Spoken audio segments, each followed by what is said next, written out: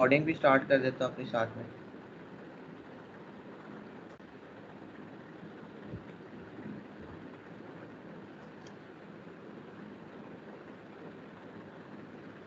अच्छा जी, PHP, what is PHP? PHP क्या है? तो PHP is an acromion for PHP hyper text pre processor. ठीक है, अब PHP की जो फुल फॉर्म होती है ना, वो क्या होती है? Hyper text pre processor. अब हमें ये लगता है कि भाई P पहले आ रहा है, H फिर P, तो पहले कोई P से बनता होगा, फिर H से, फिर P से, बट ऐसा नहीं है। इसकी फुल फॉर्म क्या है? एक्रोनियम है हाइपर टेक्स्ट प्री प्रोसेसर। ये वाला जो एक्रोनियम है, इसे रिवर्स एक्रोनियम कहा जाता है, कि भाई उल्टा जो है ना वो स्टार्ट। ठीक है, तो इसकी फुल फॉर्म क्या है? Hyper text pre processor. PHP is the server-side scripting language and a powerful tool for making dynamic and interactive web pages. PHP server side scripting language है। हमारे पास कौन सी दो साइड्स होती थी? एक सर्वर है, दूसरी कौन सी होती थी? Sir client side. बिल्कुल ठीक है। क्लाइंट साइड में कौन कौन सी लैंग्वेजेस होती हैं? सर HTML है, जावास्क्रिप्ट है, हम पढ़ चुके हैं सर पहले, CSS है। बिल्कुल ठीक है। हमारे पास क्या होती थी? क्लाइंट साइड लैंग्वेजेस हैं और server side languages. Client side language वो है जो क्लाइंट के एंड पे चल रही है, और सर्वर साइड क्या है? जो सर्वर के एंड पे चल रही है। अब क्या होता है, देखिए हमने जब HTML वगैरह स्टार्ट की, हमें एक बात का पता था कि हर चीज़ की कुछ ना कोई ड्यूटी है। हर लैंग्वेज की कुछ अपनी ड्यूटी है, उसने उस ड्यूटी के अकॉर्डिंगली ही काम करना है। जैसे कि HTML की ड्यूटी क्या थी? वेब पेज का स्ट्रक्चर बनाना। ठीक है, कि इसका स्ट्रक्चर कैसा होगा, सारा हम इस पे बनाते हैं। फिर हमारे पास थी CSS। CSS का क्या काम होता था? स्टाइल देना।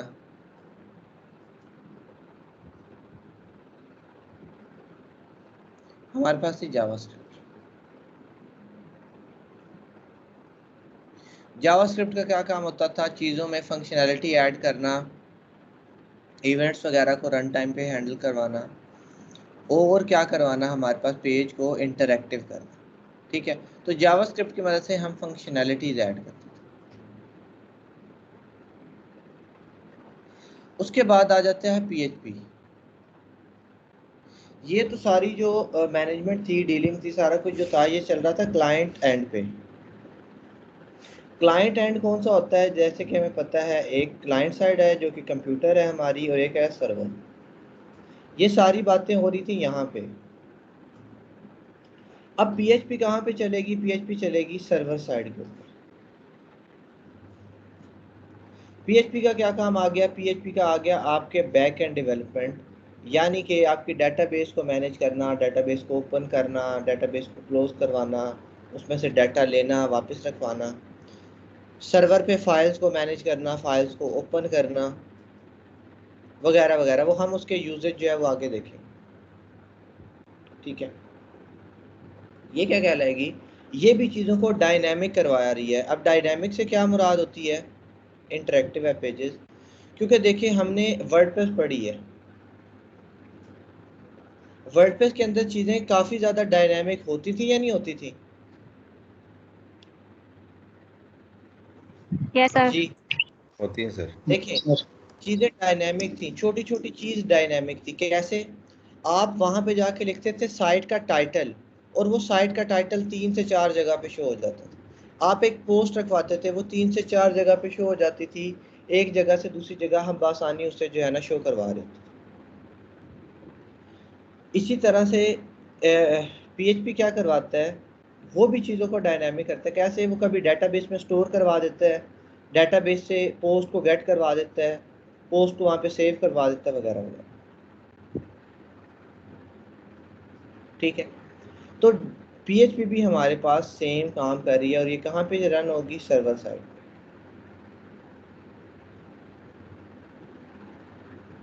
इसकी भी ड्यूटीज़ हैं, डेटाबेस को मैनेज करना वगैरह वगैरह, फाइल्स को ओपन करना। ये देखिए नीचे उसके जो हैं वो काम लिखे हुए हैं। It is use to manage dynamic content, dynamic content को मैनेज करने के लिए, डेटाबेस को मैनेज करने के लिए, सेशन ट्रैकिंग करने के लिए, even build entire e commerce sites.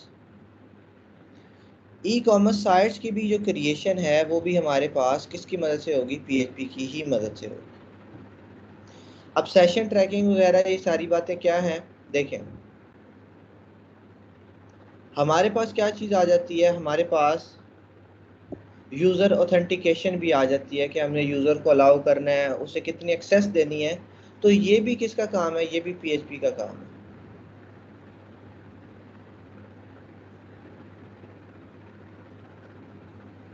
अब अक्सर हमने देखा है कि अगर हम एक पेज पे हैं और हम काफ़ी टाइम उस पेज को रिफ्रेश नहीं करते तो हमारा सेशन लॉस्ट हो जाता है, जैसे बैंकिंग वगैरह की वेबसाइट्स पे। ठीक है, यानी कि अगर मैं एक जगह पे लॉग इन हूँ, जैसे मैं फेसबुक पे लॉग इन हूँ, पूरा दिन मैं कुछ भी नहीं करता, मैं बस लॉग इन रहता हूँ, ओपन किए रखता हूँ, वो लॉग इन रहेगा। बट अक्सर बैंकिंग वगैरह दूसरी वेबसाइट्स पे ऐसा होता है कि मैं लॉग इन तो रखता हूँ, पर कुछ टाइम के बाद वो, अगर मैं कोई एक्टिविटी नहीं करता तो कुछ टाइम के बाद वो मुझे ऑटोमेटिकली लॉग आउट करवा देते हैं। ठीक है, ये आपका सेशन है भाई, कितने देर तक आपका सेशन चल रहा है वगैरह। ठीक है, उसके अलावा हमारे पास यहाँ पे भी ब्राउज़र के अंदर भी टर्म्स होती हैं सेशन की और कुकीज़ की। खैर उसकी भी बात करते हैं कि वो क्या चीज़ है। उसके बाद आ जाता है ई कॉमर्स वेबसाइट। जो ई कॉमर्स वेबसाइट हमने वर्डप्रेस में देखी है बनानी, वो हम कस्टम भी बना सकते हैं A to Z खुद।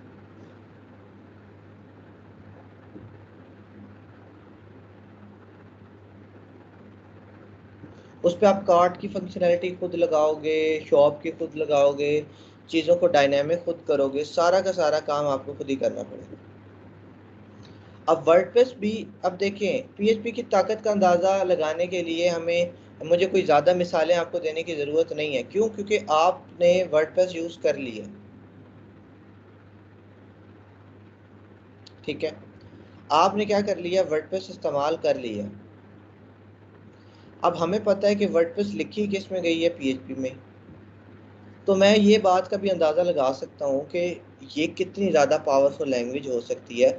जब ये एक पूरा CMS खड़ा कर सकती है तो ई कॉमर्स वेबसाइट बनाना कौन सी मुश्किल बात है, ये वो भी बना देगी।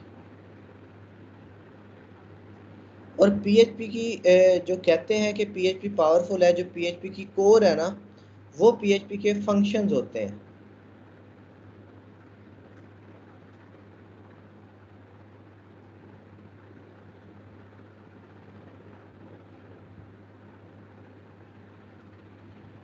क्या होते हैं, PHP के होते हैं फंक्शंस। PHP की जो इतनी ज़्यादा पावर है उसका अंदाज़ा हम इसके फंक्शन से लगाते हैं, क्योंकि इसके अंदर बिल्ट इन या प्री डिफाइंड बहुत ज़्यादा फंक्शन है।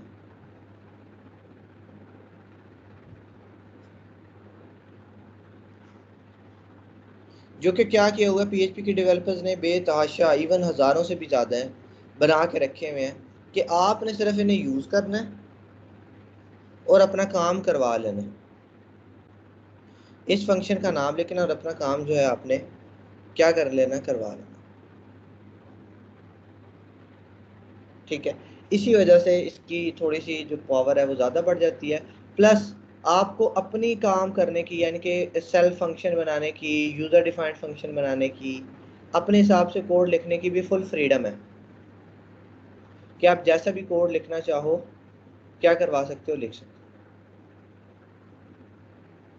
ठीक है, अगर आपको ये PHP अच्छे से आ जाती है, आप कर लेते हो, तो फिर आप क्या कर सकते हो, अगर आप वर्डप्रेस में ही आगे जाना चाहते हो तो आप जा सकते हो। फिर क्या होगा, आप चीज़ों को कस्टमाइज भी कर सकोगे, प्लस उनके अंदर आप वैसे भी चेंजेस जो हैं वो ला सकोगे। थीम को एडिट करना है, किसी प्लगइन को एडिट करना है, आप अपनी क्रिएशन की तरफ चले जाओगे, थीम डेवलपमेंट की तरफ जा सकते हो, प्लगइन डेवलपमेंट की तरफ जा सकते हो, जो कि और ज़्यादा हाईली पेड हो जाए। ठीक है, तो अगर PHP अच्छे से करते हो तो वर्डप्रेस के अंदर भी हम काफ़ी आगे तक जो है चीज़ों को लेके जा सकते हैं। ठीक है, अच्छा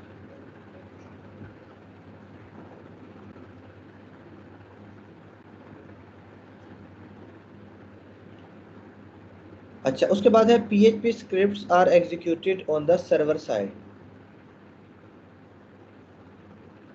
PHP की जो स्क्रिप्ट्स हैं वो कहाँ पे एग्जीक्यूट होती हैं? सर्वर साइड पे।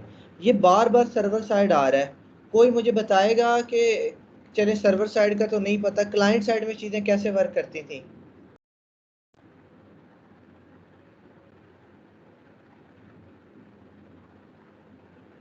क्लाइंट साइड में कैसे एग्जीक्यूशन होती थी?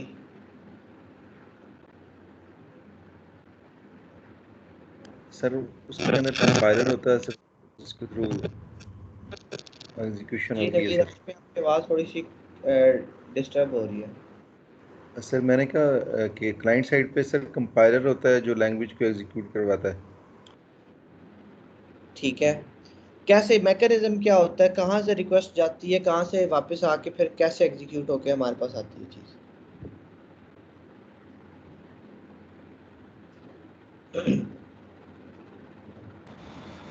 सर क्लाइंट रिक्वेस्ट सर्वर को भेजता है तो फिर वो एक्सेप्ट करता है तो फिर रिजल्ट शो होते हैं क्लाइंट। अच्छा, क्लाइंट जो रिक्वेस्ट है वो सर्वर को भेजता है, फिर सर्वर ने एक्सेप्ट कर लिया। सर फिर सर्वर उसका आगे रिस्पांस देगा क्लाइंट को, वो HTML पेजेस की फॉर्म में होगा। बिल्कुल ठीक है, देखिए अभी मैं बात कर रहा हूँ क्लाइंट साइड लैंग्वेज की। CS मैंने लिख दिया, मतलब कि क्लाइंट साइड कैसे होता था? जैसे आपके पास थी x.html, आपको इस फाइल की ज़रूरत है, ये सर्वर पे पड़ी हुई है, आपने रिक्वेस्ट भेजी सर्वर के पास, उसने x.html ढूंढी, जैसे ही उसे मिल गई उसने एज इट इज़ इसे वापस करवा दिया, पूरी की पूरी फाइल।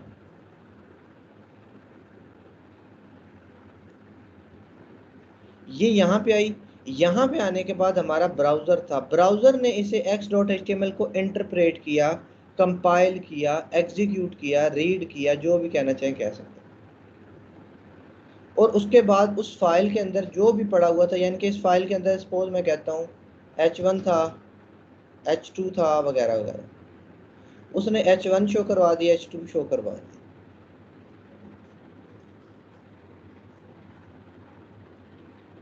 जो जो भी था उसने यहाँ पे शो करवा दिया हमें, और हमने देख लिया। ये तो थी क्लाइंट साइड। इसी तरह से अगर आप जावास्क्रिप्ट की फाइल होती थी तो वो भी ऐसी होता था, जाता था सेम फाइल आ जाती थी, पर यहाँ पे रन होती थी। अब जो हम बात कर रहे हैं, हम बात कर रहे हैं सर्वर साइड की।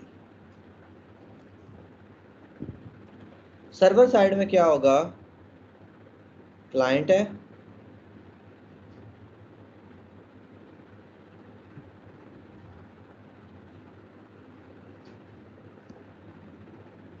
सर्वर, क्लाइंट ने रिक्वेस्ट की है, अब याद रहे x.html की नहीं की, x.php की है, कोई भी PHP की फाइल है उसकी की उसने रिक्वेस्ट। अब सर्वर क्या करेगा? सर्वर इसे यहाँ पे ढूंढेगा पहले, अगर सपोज सर्वर को यहाँ पे वो फाइल पड़ी हुई मिल जाती है, ये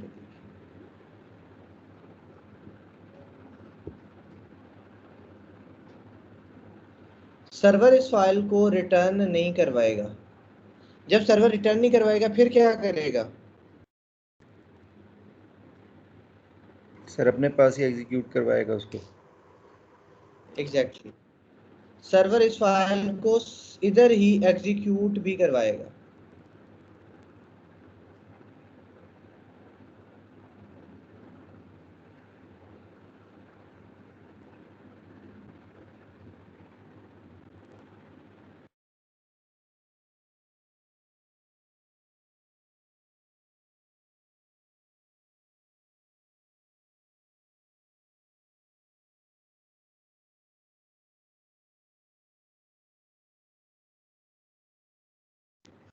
अच्छा जी, क्या होगा कि सर्वर इस फाइल को अपने पास एग्जीक्यूट करवाएगा। एग्जीक्यूट करवाने के बाद जो आउटपुट आएगी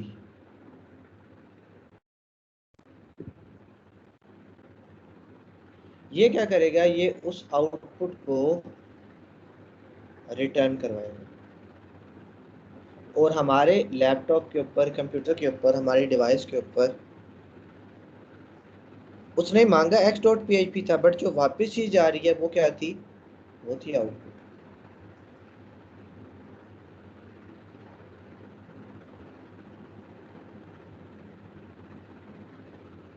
किस फाइल की आउटपुट थी, इस फाइल की आउटपुट थी जो मांगी उसने दी, और यहाँ पे हमारे पास वो चीज वापस आ गई। ठीक है, अगर मैं आपको कहूँ कि इन दोनों में से सिक्योर्ड ज्यादा कौन होती है, सर्वर साइड या क्लाइंट साइड, तो क्या आंसर देंगे? Sir server side. Exact, server side की जो सिक्योरिटी है वो थोड़ी ज़रा ज़्यादा इन्हेंस्ड होती है। ठीक है, अच्छा, उसके बाद इसके कुछ फ़ायदे हैं वाई PHP, बट फ़ायदे करने से पहले मैं आपको ये चीज़ थोड़ी सी ज़्यादा अच्छे से एक्सप्लेन करना चाहूँगा कि ये सारा जो हुआ है काम, ये डिटेल में कैसे होता है। एग्जीक्यूट तो कर रहा है, बट एग्जीक्यूट में अगर डिफरेंट बातें हैं, डाटाबेस है वगैरह वगैरह, तो कैसे चलेगा। ठीक है, अब देखें हमारे पास क्या है। हमने कहा कि PHP जो है वो कौन सी लैंग्वेज है, सर्वर साइड। एक क्लाइंट है और एक सर्वर है। अब हमें पता है जो सर्वर साइड होती है, जैसे हमने एक होस्टिंग रेंट आउट की हुई है, ली हुई है, उसके ऊपर काफ़ी ज़्यादा चीज़ें हैं। उसके ऊपर ईमेल सर्वर्स हैं, उसके ऊपर डेटाबेसेस हैं, उसके ऊपर काफ़ी स्क्रिप्ट्स हैं, उसके ऊपर आप सॉफ्टवेयर इंस्टॉल कर सकते हो वगैरह वगैरह। ठीक है, काफ़ी ज़्यादा चीज़ें जो है ना वहाँ पे चल रही हैं। वहाँ पे हमारी जो रिक्वेस्ट है वो किन किन मराहल से गुजर के हमारे पास जो है वो डाटा भिजवाती है, हमारे पास किन किन स्टेप से गुजर के जो एग्जीक्यूशन है ना, जो आउटपुट है वो नज़र आती है। ठीक है, अब हमारा क्या होता है, हमारी एक सपोज क्लाइंट है। क्लाइंट ने अब सर्वर पे ऑब्वियस सी बात है चीज़ें रखवाएंगे तो सर्वर देगा, अदरवाइज सर्वर चीज़ें नहीं लौटाएगा क्योंकि वहाँ पे पड़ी नहीं होंगी। ठीक है, अच्छा, अब क्या करवाया उसने, क्लाइंट ने एक रिक्वेस्ट भेजी है,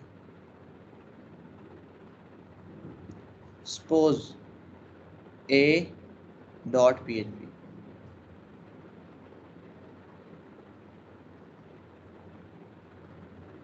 अब उसने जब इसकी रिक्वेस्ट भेजी है ना a.php की, तो सबसे पहले हमारे पास जैसे सर्वर है हमारा अपाचे, अपाचे क्या करेगा, इस फाइल की सर्चिंग करेगा। सबसे पहला काम कि क्या ये फाइल मौजूद है भी सही कि नहीं। ठीक है, अगर तो ये जो फाइल होती है, सीधी हमारी रिक्वेस्ट यहाँ पे, अगर तुझे ये फाइल मिल जाती है कहीं पे पड़ी हुई, उसके पास बेतहाशा फाइल्स हैं, उनमें एक ये भी है। अब वो क्या करेगा, यहाँ पे इसके साथ हमारे पास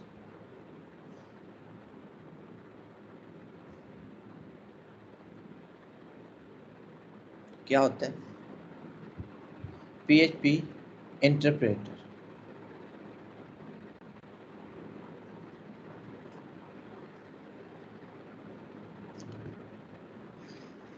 ठीक है, अब क्या करेगा, जैसे ही उसे फाइल मिलती है ना, वो ये फाइल लेके दे देता है PHP इंटरप्रेटर। अब PHP इंटरप्रेटर के पास फाइल आई है एक, ये उसी तरह से है जैसे अगर मैं चाइना चला जाता हूँ तो मैं अपने साथ एक इंटरप्रेटर ले जाता हूँ, वो वहाँ की बातें मुझे ट्रांसलेट करके बताएगा, मेरी बातें उन्हें ट्रांसलेट करके बताएगा। ठीक है, अब उसने खुद इस फाइल को रीड नहीं किया, इसीलिए हमारे पास जो सर्वर्स वगैरह होते हैं वहाँ पे PHP इंस्टॉल्ड होती है। PHP इंस्टॉल की होती है ताकि वो उसके रूल्स एंड रेगुलेशंस को पहचानते हों। यानी कि पहले आप किसी इंसान को एक काम सिखाओगे, उसके बाद उसे कहोगे कि अच्छा ये अब टेस्ट करो चीज़ें। ठीक है, जैसे अगर मैंने एग्जामिनर लगना है तो सबसे पहले सपोज मैंने चाइनीज़ एग्ज़ाम चेक कर रहे हैं, सबसे पहले तो मुझे चाइनीज़ लैंग्वेज आनी चाहिए, उसके बाद मैं चाइनीज़ एग्ज़ाम चेक कर सकता हूँ। ठीक है,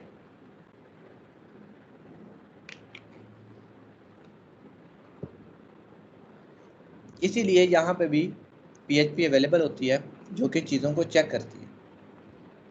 अब PHP इंटरप्रेटर ने देखा एक फाइल थी, ये फाइल कौन सी थी, a.php।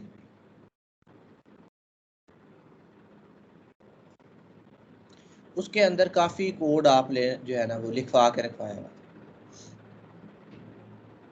उसमें क्या हो रहा था, उस फाइल के अंदर कुछ क्यूरीज पड़ी हुई थी जो कि डेटाबेस की थी। PHP इंटरप्रेटर ने उसे रीड किया, जो जो फाइल के अंदर इंस्ट्रक्शन थी उसके अकॉर्डिंगली काम किया।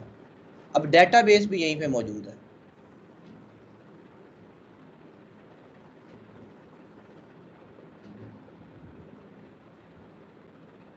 उसने रीड किया, उसने इस फाइल के अकॉर्डिंगली डेटाबेस को रिक्वेस्ट की कि मुझे ये डाटा चाहिए।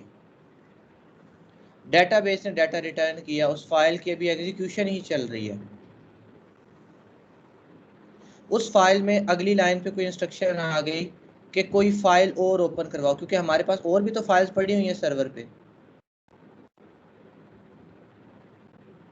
उसने कहा कोई और फाइल ओपन करवाओ या उसके अंदर से डाटा लो या जो भी कुछ थी इंस्ट्रक्शन। उसने फिर उनको रिक्वेस्ट भेज दी कि अच्छा तुम जो है ना अपनी इंफॉर्मेशन हमें वापस करो, ये दो। करते कराते जब तक इस फाइल के रिजल्ट्स ख़त्म नहीं हुए, इसके अंदर लूप लगी हुई थी, जो भी था वो बार बार इसे चलाता रहा। डेटाबेस में डाटा लेना था, देना था, रखवाना था, जो भी एग्जीक्यूशन थी वो करवाता। ठीक है, पूरी फाइल को उसने क्या किया, तसल्ली से रीड किया, ख़त्म किया। जैसे ही उसकी पूरी फाइल जो है वो हो गई रेडी, यानी कि उसने एग्जीक्यूशन कर ली, रीड कर ली, जो जो इंस्ट्रक्शन थी डेटाबेस की थी, फाइल्स की थी, जो भी कुछ थी वो उसने बासानी यानी कि पूरी प्रॉपर तरीके से रीड कर ली। उसके बाद उसने ये रिटर्न करवा दिया। अब जो वापस रिटर्न करवाई है उसने करवाया सिर्फ आउट। ये जैसे अगर लिखा हुआ है ना, अच्छा,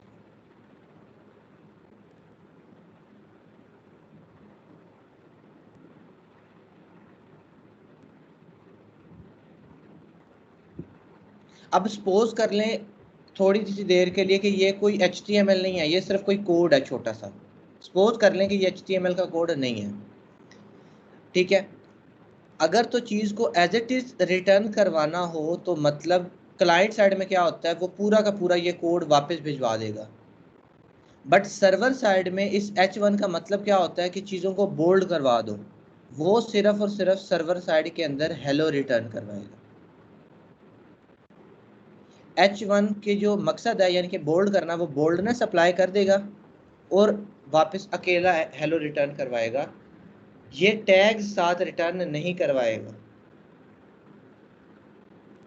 बट क्लाइंट साइड में क्या होता है कि जो भी कोड पड़ा हुआ है वो एज इट इज़ भेजता है, वो फिर यहाँ पे आके एग्जीक्यूट होता है कि H1 का मतलब क्या है, बोल्ड करना है, बड़ा करना है।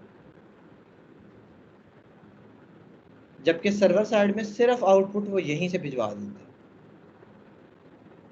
ठीक है, तो एक सेकंड के लिए अगर आप इसे सिर्फ कोड कंसिडर करें तो आपको इस बात की समझ आ जाती है।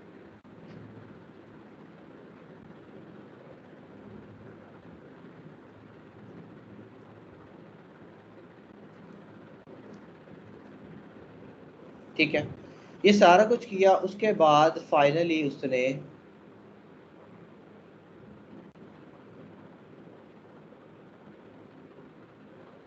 रिटर्न करवा दी।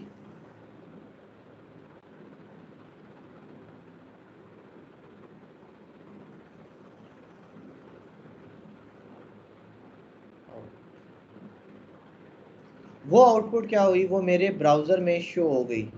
बेशक डेटाबेस से कोई डाटा था, उसने डाटा उठवाया, उसे प्लेन फॉर्म में रखवाया और वापस कर दिया, वो डाटा मेरी स्क्रीन पे शो हो जाएगा। चाहे वो डाटाबेस से आ रहा है चाहे वो जहाँ से भी आ रहा है, बट वो डाटा क्या हो जाएगा, मेरी स्क्रीन के ऊपर नजर आने लग जाएगा। सिंपल।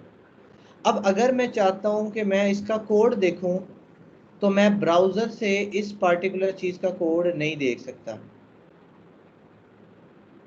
क्योंकि उसका कोड तो वापस आया ही नहीं है। उसका कोड तो कहाँ पड़ा हुआ है, सर्वर पे। यहाँ पे तो सिर्फ क्या चीज आई है, उसकी आउटपुट आई है जो कि हमारे पास हमने देख ली। इस तरह से हमारे पास क्या होती है, पीएचपी की एग्जीक्यूशन होती है।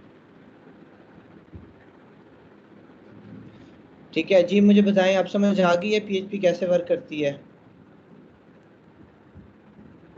जी सर। जी सर। जी सर। जी सबको आई है या सिर्फ एक दो लोग हैं जो समझ रहे हैं सिर्फ? जी सर आ गई आ गई है सर। गई है। अच्छा जी।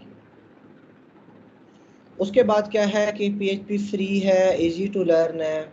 अगेन इसके फायदे हैं कि भाई पीएचपी को यूज भी करना है।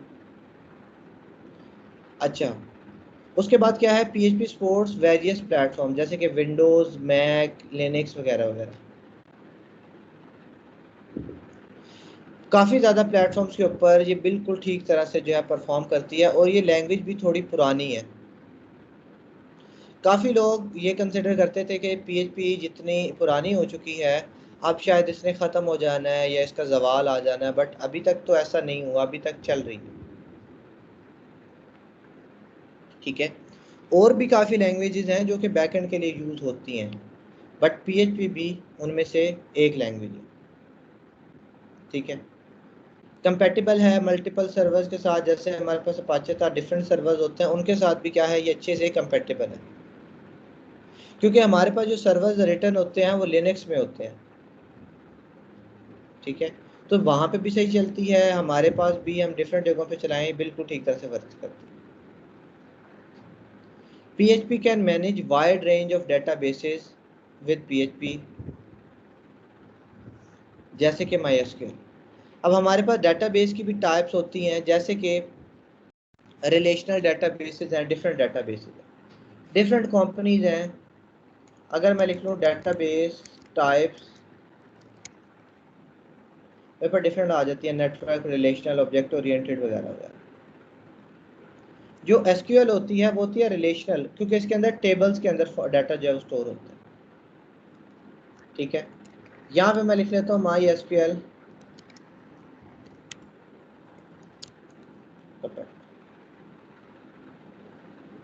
और भी मेरे पास क्या है डेटाबेस हैं, जैसे कि ओरेकल वगैरह जो कि और फेमस हैं, और भी डेटाबेस अवेलेबल हैं।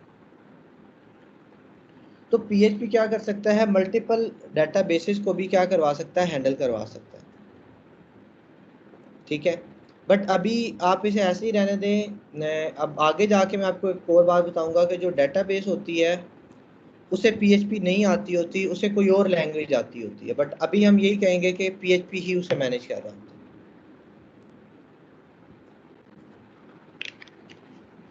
ठीक है, अच्छा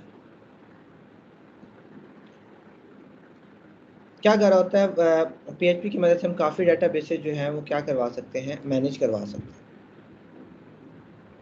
अच्छा, उसके बाद वही बात आ जाती है कि हाउ पीएचपी वर्क्स, कि पीएचपी आखिरकार जो है वो वर्क करती कैसे है।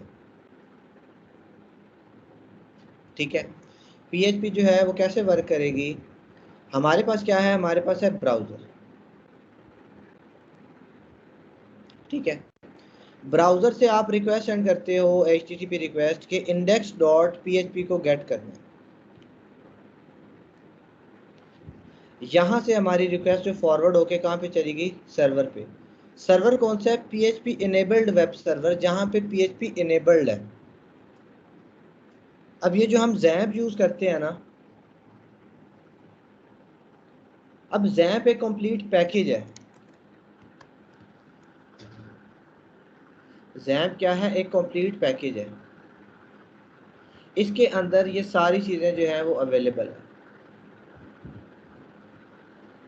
ठीक है, इसके अंदर PHP है, इसके अंदर डेटाबेस है वगैरह वगैरह। हाँ, मेलिंग सर्वर जो है वो अवेलेबल नहीं। ठीक है, अब मैं क्या लिख लेता हूँ, लोकल होस्ट।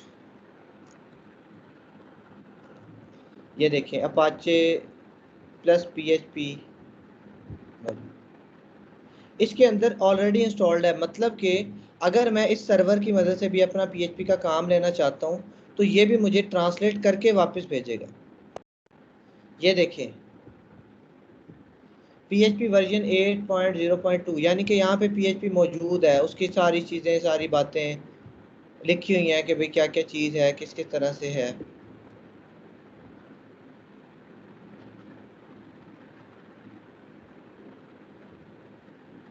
ठीक है, मतलब कि ये जो है मेरे पास इस तरह से इसमें सेव्ड है। इसी तरह जो आपकी बाकी जो है क्या होती हैं, लाइव होस्टिंग्स वगैरह होती हैं, वहाँ पे भी ये चीज़ क्या होती है, मौजूद होती है। वहाँ पे भी क्या होती है, PHP मौजूद होती है। अब PHP के अंदर भी चेंजेस आती रहती हैं, अपग्रेड होती रहती है, चीज़ों को वो मॉडिफाई करते रहते हैं, बेहतर बनाते रहते हैं। तो वो चेंजेस भी हम क्या करवाते रहते हैं, साथ साथ ऑटोमेटिकली आती रहती है। ठीक है, मैं आपको एक बात बता देता हूँ कि अक्सर ऐसा हो जाता है, हमने वर्डप्रेस की हुई है, वर्डप्रेस पे हम काम कर रहे हैं, ऐसा होता है कि हमारी सर्वर की जो PHP है वो अपडेट नहीं होती, बट जो वर्डप्रेस है उसके अंदर नई PHP वाले कुछ फीचर्स आ जाते हैं, फिर हो जाता है, फिर हमारे पास समटाइम्स एरर आने लग जाते हैं। तो हमने क्या करना होता है, हमने सर्वर पे जाके अपनी PHP को अपडेट करना होता है कि वो भी अप टू डेट हो जाए, यहाँ पे भी अप टू डेट, तो फिर चीज़ें सही तरह से फंक्शनल हैं। ठीक है, उसी तरह से है ना कि आपने टीचर जो है वो 1981 का रखा हुआ है और जो स्टूडेंट है वो 2021 का है। अब जाके कॉन्सेप्ट डिफरेंट आ गए हैं, चीज़ें थोड़ी डिफरेंट आ गई हैं, तो उन्हें चीज़ों को देखने में चेक करने में थोड़ी परेशानी जो है वो हो सकती है। इसीलिए हम कोशिश करेंगे कि जो टीचर है उसकी भी ट्रेनिंग नए सिलेबस के अकॉर्डिंग करवाई जाए, नई टेक्नोलॉजीज के हिसाब से करवाई जाए। ठीक है, अच्छा, तो ये हमें समटाइम्स ऐसी भी ज़रूरत कभी ना कभी पड़ जाती है। ठीक है, अब इसके ऊपर भी क्या है, ये चीज़ अवेलेबल है, क्यों, क्योंकि जैम्प वैसे भी एक कंप्लीट क्या है पैकेज, और इसके ऊपर मैं स्क्रिप्ट्स इंस्टॉल भी कर सकता हूँ, जैसे कि ये वर्डप्रेस, ये जुमला है, ये मेरे पास मैजेंटो वगैरह के जो बाकी CMS हैं वो उनकी आई हुई। वो क्या करें, इंस्टॉल एप्लीकेशंस और जैम्प, ये देखें वर्डप्रेस है, ड्रूपल है, जुमला है, ये सारे मैं यहाँ पे इंस्टॉल करके यूज़ कर सकता हूँ।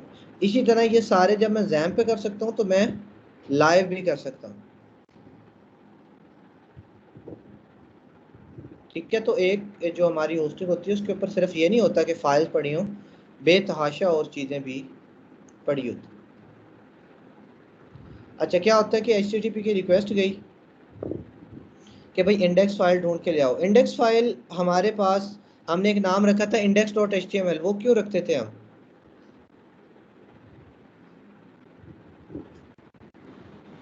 सर क्योंकि जी बोले।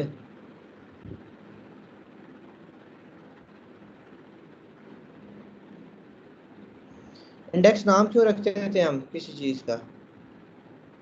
सर क्योंकि फाइल जो सर कंपाइलर है सर क्योंकि वो जब हम फाइल को बाय डिफ़ॉल्ट सबसे पहले उसको खुद ब खुद एग्जीक्यूट करवा देता है, हमें अलग से उसका नाम मेंशन करने की लिखने की ज़रूरत नहीं होती। बिल्कुल ठीक है, इंडेक्स की जो फाइल होती है वो क्या हो जाती है, ऑटोमेटिकली रन हो जाती है, एग्जीक्यूट हो जाती है। ठीक है, अच्छा जी, अब उसने कोई फाइल मंगवाई है हमारे पास, वो गया उसने फाइंड्स की index.php, अगर उसे मिल जाती है तो वो क्या देता है कि एग्जीक्यूशन की तरफ भेज जाती है, बट अगर पहला स्टेप भी नाकाम हो जाता है वो एरर भेज देता है कि file not found on the server.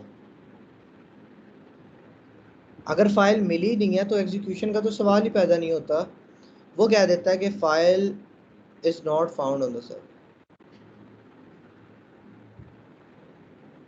ठीक है। बट जैसे ही उसे क्या होता है, वो फाइल मिल जाती है, वो उसे इंटरप्रेटर के थ्रू एग्जीक्यूट करवाता है। एग्जीक्यूशन के दौरान जो भी क्यूरीज आती हैं, जो भी बातें होती हैं, जिस तरह का भी कोड होता है, वो सारा रीड आउट करवाता है। उसका रिजल्ट जो है वो गेट करता है, आउटपुट लेता है और क्या करता है, HTTP रिस्पॉन्स भिजवाता है, HTML आउटपुट, HTML की फॉर्म में आउटपुट को वापस भिजवा देता है। क्या करता है, HTML की फॉर्म में आउटपुट को वापस भिजवा देता है कि ये तुम्हारी आउटपुट है, ये देखो। हम ब्राउजर पे बैठे बैठे ये PHP वाला कोड नहीं देख सकते। कैसे नहीं देख सकते? जैसे अब मैं यहाँ पे एक ओपन कर लेता हूँ वेबसाइट को। अब ये जो चीजें आ रही है ना, ये मुझे पता है ये फ्रंट एंड है।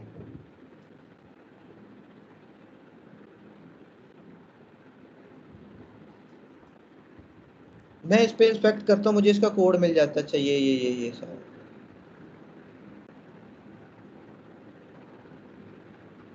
ये देखो,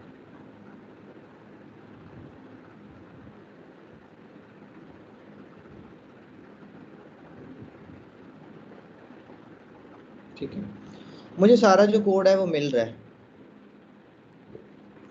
बट ऐसा काम मुझे PHP की जब मैं इंस्पेक्ट में जाके देखूँ तो मुझे नहीं मिलेगा कि इसका कोड क्या था, क्या PHP का जो मैंने लिखवाया कोड वो क्या था।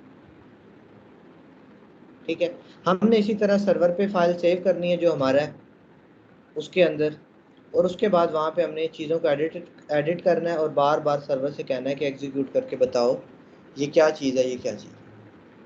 ठीक है, आउटपुट हमें नज़र आती है और हमें लगता है कि ये यहीं पे आई है, बट पूरा मैकेनिज्म डिफरेंट होता है कि वो चीज़ सर्वर से घूम फिर के वापस आई। ठीक है, अच्छा जी, उसके बाद कहता है जी more about PHP। PHP code is executed on the server and the result is returned to the browser as plain HTML। वही बात जो हम कर चुके हैं कि जो सर्वर है हमारे पास वो क्या करेगा, जो आउटपुट भेजेगा वो किस फॉर्म में होगी, HTML, प्लेन HTML की फॉर्म।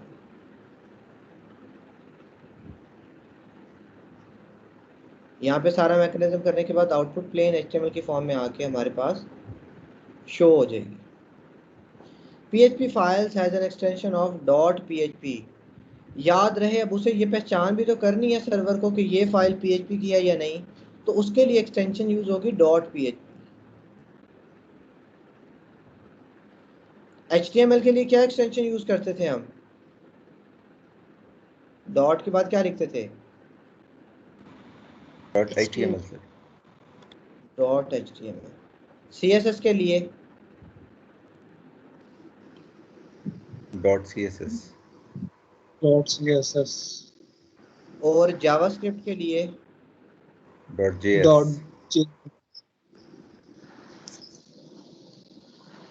अब ये क्या करता है, ये जो एक्सटेंशन होती है ये उस फाइल के बारे में इंफॉर्मेशन प्रोवाइड करती है। जैसे .txt वगैरह हमें पता है कि टेक्स्ट की है, .jpg पिक्चर की है, वो उस फाइल के बारे में इंफॉर्मेशन प्रोवाइड करती है कि आखिर किस तरह की फाइल है। इसी तरह जब इसकी फाइल अब हमने क्रिएट करनी है, हमने किस में क्रिएट करवानी है, .php के। अब दोबारा से हमने वहीं पे वापस चले जाना है जहाँ से हम पहले आए थे VS कोड वगैरह के अंदर, और उसी तरह से एक न्यू फाइल जैसे मैं क्रिएट करता हूँ। ठीक है, select language to get started typing to display don't show this. मैं कमांड सेव पे क्लिक करता हूँ, ठीक है। अब मुझे क्या करवाना है जी, मेरा जो फोल्डर था XAMPP htdocs, उसके अंदर न्यू, और उसके बाद फाइल्स में जाके आपने PHP को चूज करना।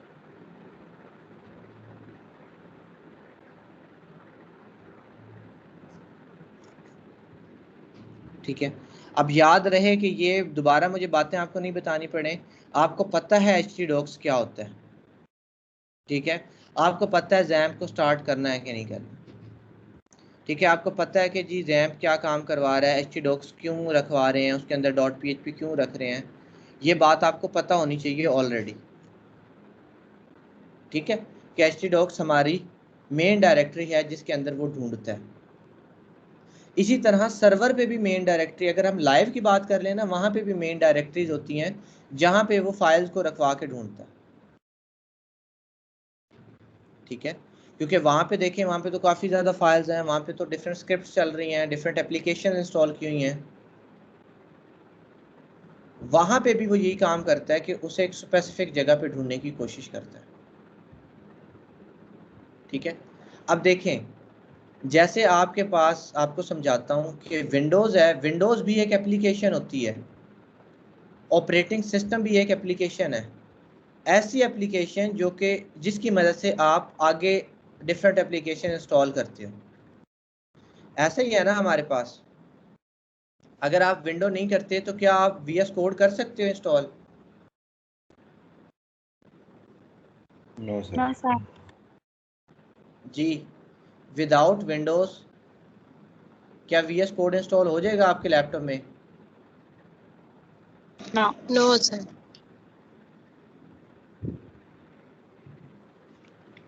जी, जवाब नहीं दे रहे हैं। No sir. क्या कोई ज़्यादा इतना मुश्किल सवाल था कि खामोश हो गए थे सब? देखें, अब एक ऑपरेटिंग सिस्टम होता है ना, इसे कहते हैं ऑपरेटिंग सिस्टम, कि ये ऑपरेट करवाता है। इसकी मदद से हम क्या करवा रहे होते हैं, आगे एप्लीकेशंस कर रहे होते हैं, जैसे VS कोड कर लिया, माइक्रोसॉफ्ट टीम्स कर लिया, फोटोशॉप कर लिया, इलस्ट्रेटर कर लिया, वगैरह वगैरह।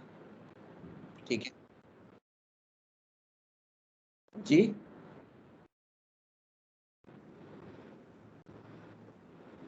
अच्छा जी। इसी तरह वहाँ पे हमारे पास ऐसी एप्लीकेशन जिससे हम कंट्रोल करते हैं, वो होती है सी पैनल। उस सी पैनल के अंदर फिर आप दूसरी स्क्रिप्ट्स इंस्टॉल करवा सकते हो। अब देखें, सी पैनल के अंदर आप जगह बना सकते हो, एक डायरेक्टरीज बना सकते हो, जैसे विंडोज़ है ना, उसी तरह से समझ लें कि फाइल्स रख सकते हैं, एप्लीकेशंस कर सकते हैं। तो सी पैनल के अंदर भी फाइल्स रखवा सकते हैं और एप्लीकेशंस, जैसे कि वर्डप्रेस। ठीक है, जैसे कि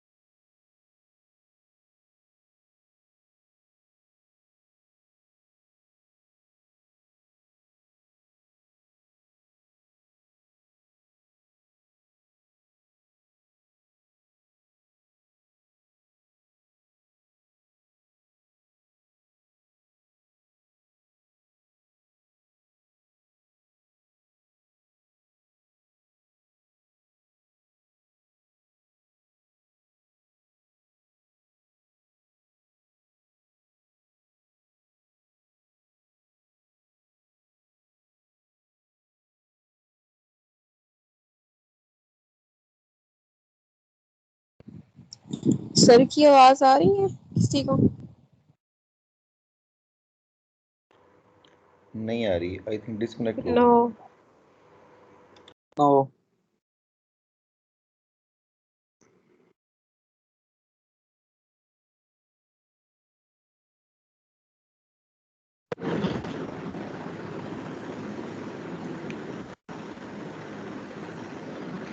जी, मेरी आवाज़ आ रही है अब आपको? यस जी sir. Sir, welcome back. Yes sir. जी हम क्या बात कर रहे थे सी पैनल। अब देखें सी पैनल है, वहाँ पे भी डिफरेंट चीज़ें हैं, जैसे यहाँ पे विंडोज़ पे आपने की होती है ना अलग अलग जगह, वहाँ पे भी ये सारी चीज़ें आप इसी तरह से कर रहे होते हैं। बट चूँकि विंडोज़ एक ज़रा बड़ा इन्वायरमेंट होता है, सी पैनल से कंपेरेटिवली थोड़ा सा छोटा है, बट वहाँ पे भी हैं ये सर्वर्स हैं, डिफरेंट चीज़ें हैं जो कि हम एक ही रूफ के अंडर मैनेज कर रहे होते हैं।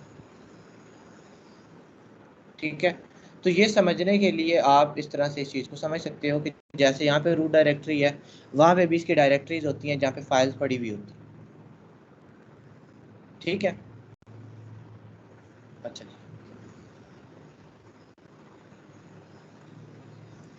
अच्छा हम क्या बात कर रहे थे कि फाइल को किस एक्सटेंशन में स्टोर करना है, तो न्यू डॉट पी के अंदर आप लोगों ने इसे सेव करवाना है लाजमी, जो भी नाम रखें बट डॉट PHP एंड पे लाजमी होना चाहिए और उसके बाद से सेव।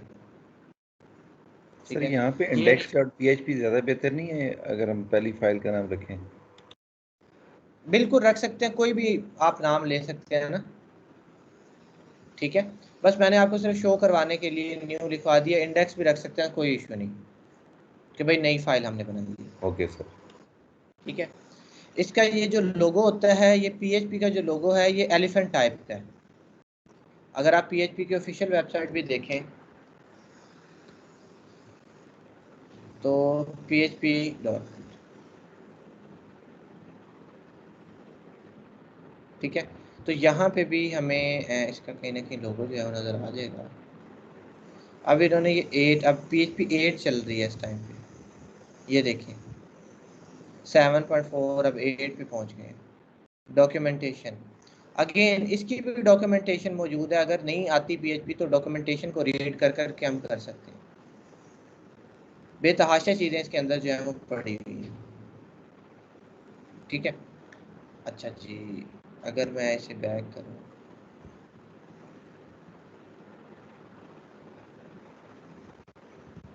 पहले इसका जो इस तरह से जो है ना लोगो एलिफेंट वाला शो होता था, अब इन्होंने थोड़ा सा चेंज कर दिया, बट अभी भी इसकी रिप्रेजेंटेशन यही होती है कि ये क्या चीज़ है, ये हमारे पास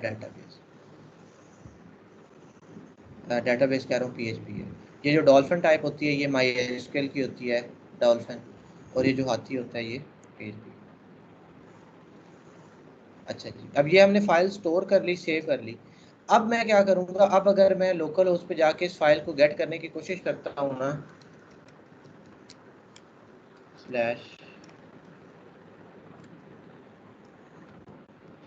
अब ये मेरे पास फाइल का आंसर आता ज़रूर है बट खाली है, क्यों? क्योंकि उसने गया, उसने फाइल को एग्जीक्यूट किया, रन किया, उसने देखा अंदर तो कुछ भी नहीं पड़ा हुआ, उसने ब्लैंक दे दिया। बट अगर मैं इसका नाम थोड़ा सा बदल दूंगा तो मुझे वही बात कि मुझे चीज़ें नहीं मिलेंगी, वो कहेगा object not found on the server. ठीक है, अच्छा जी, उसके बाद है यूजेज, कि PHP को आखिर हम इस्तेमाल करते क्यों है, इसका यूजेज है क्या हमारे पास। ठीक है, PHP can generate dynamic page content, page के कंटेंट को डायनामिक बनाने के लिए। अगेन जिसकी हमने सबसे बड़ी एग्जांपल PHP कह रहा हूँ वर्डप्रेस भी देखी कि चीज़ें डायनामिक है। PHP can handle and manage files on the server, server के ऊपर फाइल्स वगैरह की मैनेजमेंट भी हम किससे करवा लेते हैं, PHP से, क्योंकि सर्वर के ऊपर फाइल्स पड़ी होती हैं तो फाइल्स को ओपन करवाना, क्लोज करवाना, वो भी PHP की फाइल जो है करवा सकती है, हम उसकी मदद से भी ये काम, फाइल्स की ओपनिंग, क्लोजिंग, यूजेज वगैरह सारा कुछ जो है वो कर सकते हैं। ठीक है, अच्छा, PHP can collect and process form data, PHP collect और प्रोसेस कर सकता है फॉर्म डाटा को। ये वही बात जो कि हम पहले भी काफ़ी दफ़ा कर चुके हैं, इम्पोर्टेंट स्टेप PHP का, कि हमारे पास क्या होती है वही तरीका कि एक होता है HTML,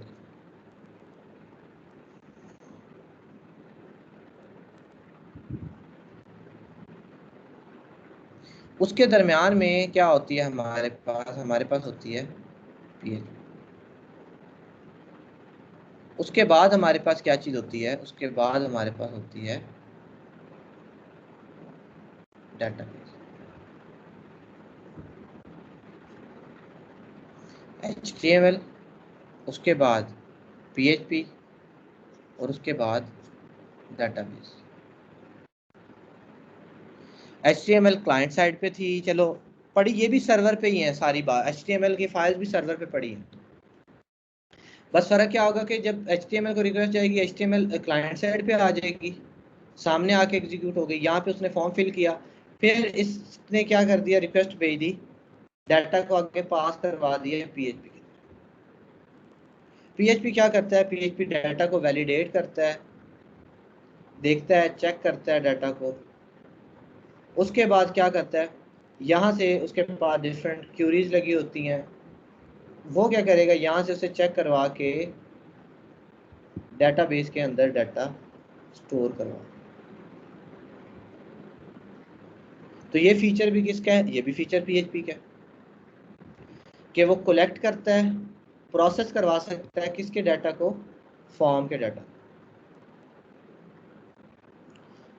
PHP can manipulate cookies. Cookies क्या होती हैं बेसिकली, देखें जब हम कोई वेबसाइट विजिट करते हैं ना, तो वो कहते हैं कि एक्सेप्ट कुकीज़। वो वेबसाइट हमारा कुछ डाटा जो है ना अपने पास स्टोर कर लेती है, ताकि नेक्स्ट टाइम जब हम विजिट करें तो हम हमें मज़ीद बेहतर तरीके से, मज़ीद अच्छे तरीके से फैसिलिटेट कर सकें। ठीक है, वो क्या कर सके, मज़ीद अच्छे तरीके से हमें फैसिलिटेट कर सके, बता सके कि अच्छा ये चीज़ें हमने पहले भी देखी। इसी तरह से हम जब गूगल पे जाते हैं, जब हम बाद में जाते हैं, गूगल हमें बताता है ये लिंक आप पहले विजिट कर चुके हो, क्योंकि कहीं ना कहीं उसके पास हमारा डाटा होता है कि ये यूज़र ने ये लिंक जो है पहले विजिट कर लिया। और लास्ट में, इस पेज के लास्ट में क्या लिखा हुआ है, PHP can manage your database. Database की मैनेजमेंट भी किसने करवानी है हमारे पास, PHP। ठीक है, आगे क्या है जी, PHP can be used to control user access and authority. User accesses देना, अथॉरिटी देना किस पे डिपेंड करेगा, PHP की मदद से डिपेंड करेगा। इसीलिए देखें हमने वर्डप्रेस देखी, इसका लाइव एग्जांपल वर्डप्रेस में थी हमारे पास, कि हर इंसान का एक डिफरेंट जो है हम कंट्रोल देख सकते थे, हम उसे एक डिफरेंट जो है वो क्या कर सकते थे, एक्सेस दे सकते थे। अगेन वो किसने करवाया था, वो PHP की हेल्प से काम जो है वो हो रहा था। ठीक है, क्योंकि देखिए जो भी आप काम करोगे ना, जैसे हमने यह लिखा है, जो भी आपके क्रेडेंशियल्स हैं वो डेटाबेस में स्टोर हो जाएंगे जाके। ठीक है, जैसे कि अगर मैं आपको एक चीज़ दिखाऊं,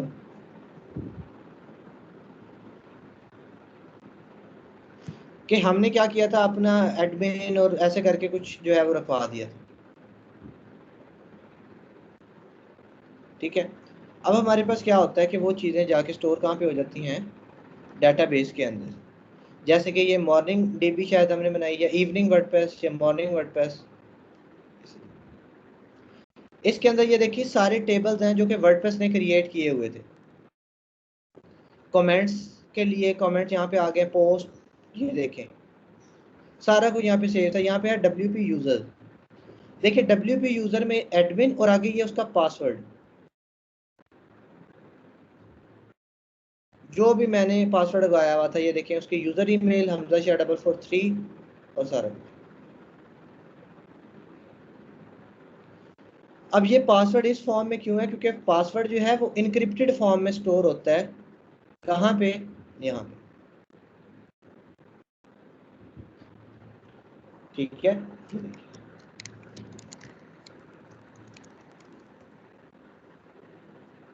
ये हमारी फाइल,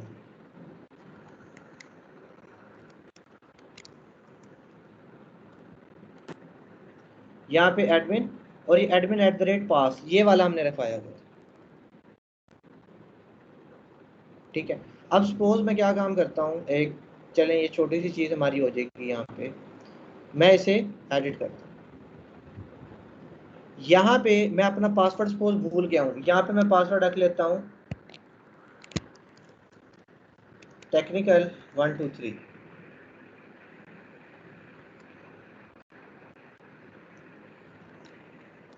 टेक्निकल 123। अब मैं इसे यहाँ पे गो कर देता हूँ कि चलो मैंने डेटाबेस में स्टोर कर दिया। बट अभी भी मैं यहाँ पे आके, अब ये वही मेरी है क्या कहते हैं, मॉर्निंग WP।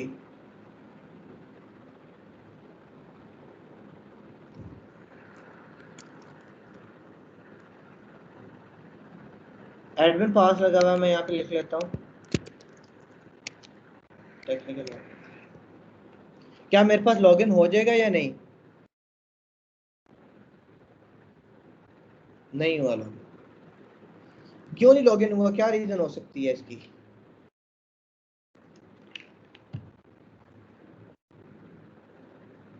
क्या इससे लॉगिन हो जाएगा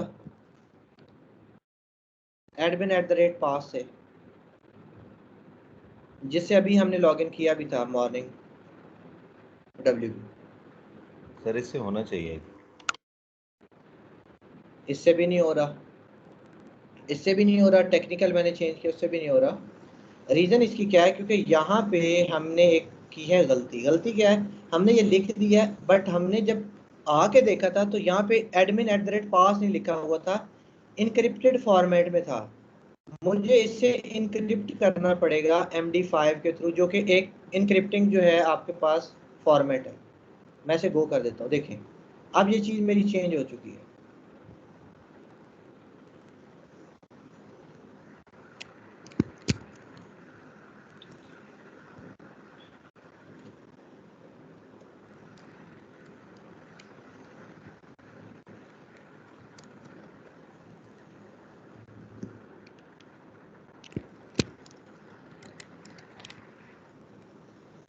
देखिए टेक्निकल 1 2 3 लगाने से अब ये चीज़ ओपन हो चुकी है।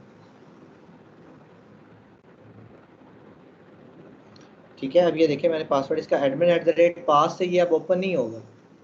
admin@pass से लॉगिन करूँगा वो क्या नहीं। मुझे कौन सा लगाना पड़ेगा, जो अभी अभी मैंने आपको सेट करके दिखाया, क्या था, टेक्निकल।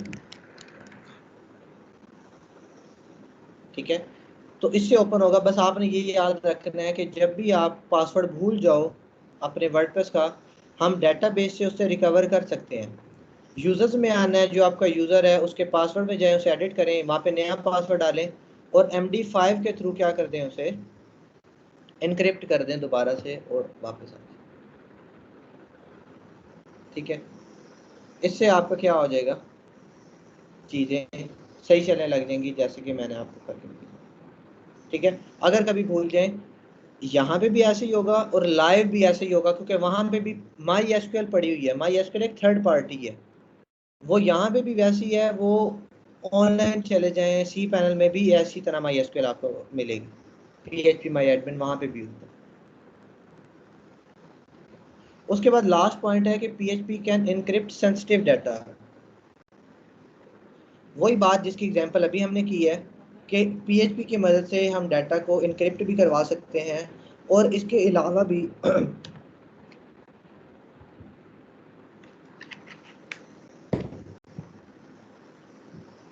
इनक्रिप्शन बेसिकली यही होता है ना, जो हमने करके देखा है कि क्या था, हमारे पास था हेलो, ये देखिए हेलो था।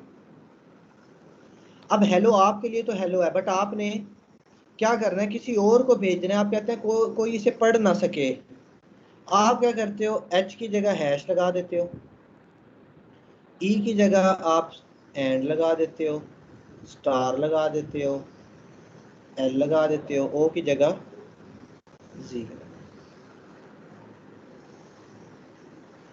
अब कोई इसे देख के तो पढ़ सकता है कि ये हेलो है, इसे देख के नहीं पढ़ सकता। इनक्रिप्शन वही होती है, देखें जैसे आप अपने एग्जामिनर के सामने कहते हैं कि जब मैं ऐसे नाक पे हाथ रखूंगा तो समझ जाना ऑप्शन 1 है, जब मैं राइट ईयर पे कान रखूंगा, हाथ रखूंगा तो समझ जाना ऑप्शन B है, लेफ्ट पे रखूंगा तो ऑप्शन C, और जब मैं अपनी चिन पे रखूंगा तो ऑप्शन D। अब आप ABCD डायरेक्ट नहीं कह सकते, आपने उसे इनक्रिप्ट करके कोड वर्ड में शिफ्ट कर दिया ताकि एग्जामिनर को पता ना चले। इसी तरह किसी और को आपका डाटा पता ना चले, इसीलिए आप हेलो को इनक्रिप्ट करवा सकते हो, क्योंकि ये सर्वर साइड है। तो इनक्रिप्शन वगैरह की कभी कभी ज़रूरत हमें पड़ जाती है जब हम सेंसिटिव डाटा को मूव करवाते हैं, जैसे कि पासवर्ड्स वगैरह और अकाउंट डिटेल्स वगैरह। ठीक है, तो तब हम क्या कर लेते हैं, सेंसिटिव डाटा वगैरह को जो है वो इंक्रिप्शन वगैरह करवा सकते हैं।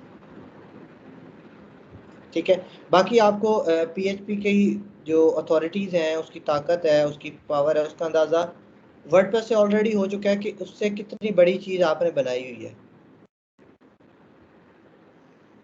ठीक है, तो क्या हम एक अच्छी वेबसाइट नहीं उससे बना सकते? बिल्कुल बना सकते हैं, और उससे उस चीज़ को मैनेज भी करवा सकते हैं। ठीक है जी, मुझे बताएं यहाँ तक चीज़ों की समझ आ गई आप सबको? Yes sir. कि PHP क्या है, क्यों यूज़ करते हैं? जी सर। ठीक है जी, बाकी हमने अब इसे क्या करना है जी, प्रैक्टिकली स्टार्ट कर रहे हैं PHP का सिंटैक्स लिखना, कैसे लिखना है, किस तरह से लिखना है। तो वो फिर हम आज से स्टार्ट नहीं करते, इंशाल्लाह कल से जो है हम वो स्टार्ट करेंगे। सर एक लैंग्वेज और है आजकल सर, बड़ा नाम उसका सुन रहे हैं सर, पाइथन आई थिंक उसका नाम है सर। ये कौन सी लैंग्वेज है? सर्वर साइड की है, क्लाइंट साइड की है, ये किस पर्पज़ के लिए यूज़ होती है? जो पाइथन है ना, वो भी सर्वर साइड लैंग्वेज है। उसके अंदर भी आप क्या करवा सकते हो, पूरा का पूरा अपनी वेब एप्लीकेशन, वेबसाइट्स वगैरह क्रिएट हो रही हैं उसके अंदर भी। ठीक है, मैं रिकॉर्डिंग फ़िलहाल क्लोज़ कर देता हूँ ताकि ज़्यादा नहीं हो।